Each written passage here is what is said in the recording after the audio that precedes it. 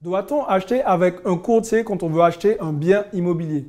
C'est une vidéo qui vous intéresse, restez bien connectés jusqu'à la fin. Je vais vous délivrer des petits tips bien sympas. À tout de suite.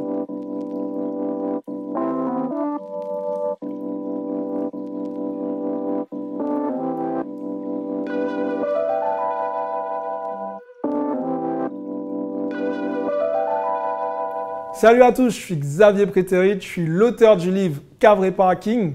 Je suis aussi investisseur immobilier millionnaire et j'accompagne tous les jours des investisseurs à acheter des immeubles de rapport au rendement. Alors aujourd'hui, nous allons parler des courtiers. Je sais que c'est un sujet qui crée une espèce de frontière.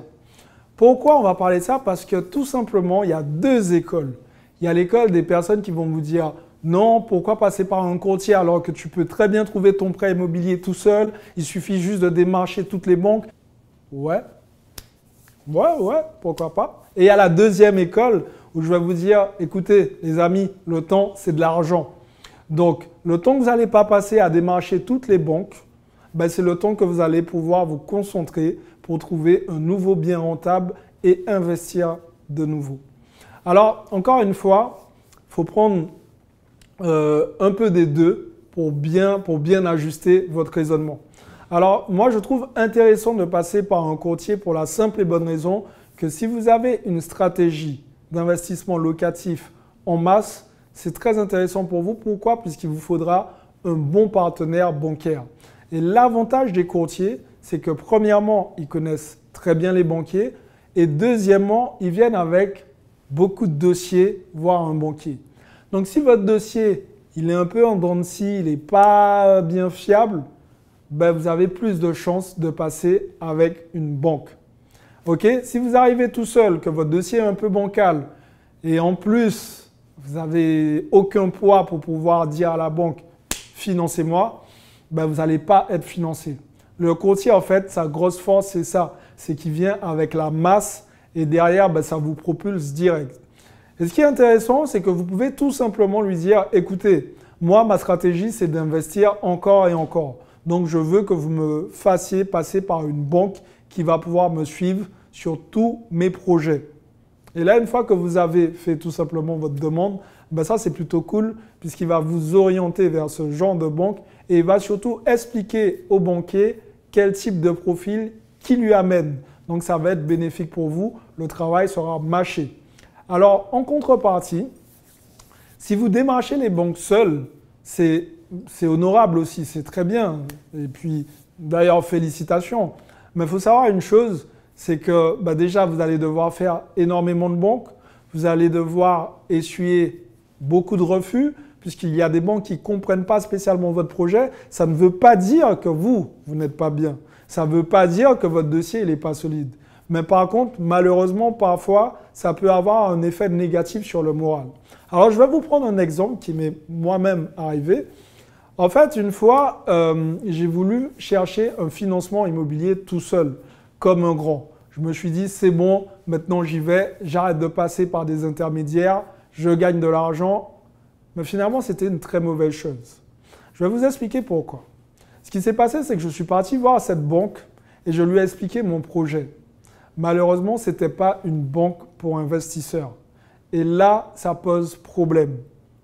Effectivement, je suis reparti de là, j'avais le moral un peu dans les chaussettes puisque j'avais préparé un beau dossier, j'avais mis tous les arguments nécessaires, j'avais montré que j'avais bien étudié ma ville.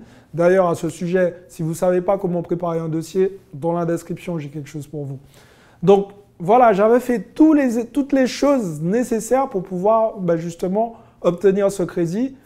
Et arrivé devant mon interlocuteur, je me suis rendu compte que cette personne n'avait même pas lu mon dossier. Elle s'était juste arrêtée aux cases. Puisque en fait, tout simplement, le banquier, lui, il coche des cases. Et elle n'a même pas compris mon projet. Je suis reparti, j'étais pas bien. Par contre, le lendemain, je me suis dit, ok, écoute, on va la jouer différemment. Et je suis parti voir un courtier. Et c'est à ce moment précis que je suis tombé sur un banquier grâce à mon courtier que je remercie d'ailleurs s'il regarde cette vidéo. Et cette même banque m'a suivi à hauteur de 750 000 € en une seule année. Et souvenez-vous, juste avant, c'est-à-dire 3 jours avant, j'étais parti voir une banque avec mon dossier bien ficelé et tout. Et on m'avait dit que non, que je ne pouvais pas, qu'ils ne pouvaient pas me financer parce que mon taux d'endettement, il était déjà au maximum. Donc, vous vous rendez compte en fait, si vous changez d'interlocuteur, ça peut avoir un effet totalement différent. Alors, si je m'étais arrêté effectivement à ce que la première banque m'avait dit, bah, je ne serais peut-être pas là en train de vous faire des vidéos parce que je n'aurais pas eu cette expérience et je serais sûrement en train d'attendre les 10 prochaines années pour pouvoir réinvestir. Alors, à cette réponse, est-ce qu'on doit passer par un courtier pour investir? J'ai envie de vous dire, c'est à vous de jouer maintenant. C'est vous qui voyez si vous devez passer avec un courtier ou pas. Alors, j'espère que cette vidéo vous a plu, qu'elle vous a été utile. J'espère que vous avez compris un peu la mécanique du courtier. C'est plus un partenaire qu'un adversaire. Si c'est le cas, mettez-moi un gros like sur cette vidéo. Partagez la vidéo. Mettez-moi des commentaires. Dites-moi si vous passez par des courtiers ou pas. Dites-moi si vous trouvez ça intéressant ou pas du tout. Alors, c'est moi qui réponds aux commentaires, donc je me ferai un plaisir d'échanger avec vous. Je vous ai préparé un petit questionnaire pour pouvoir mieux vous connaître et pour pouvoir par la suite vous envoyer un bilan personnalisé. Alors, si tout ça vous intéresse, vous avez tout dans la description. Abonnez-vous à la chaîne, très important, j'insiste dessus et je vais toujours le répéter. Abonnez-vous, abonnez-vous. Premièrement, parce que ça m'aide tout simplement à être mieux référencé sur YouTube. Et deuxièmement, ça me permet de grandir ensemble avec toute la communauté et faire des choses vraiment exceptionnelles avec vous. Alors pour les autres, comme d'habitude, n'hésitez pas, passez à l'action parce que demain, c'est pour les faibles. Ciao les amis.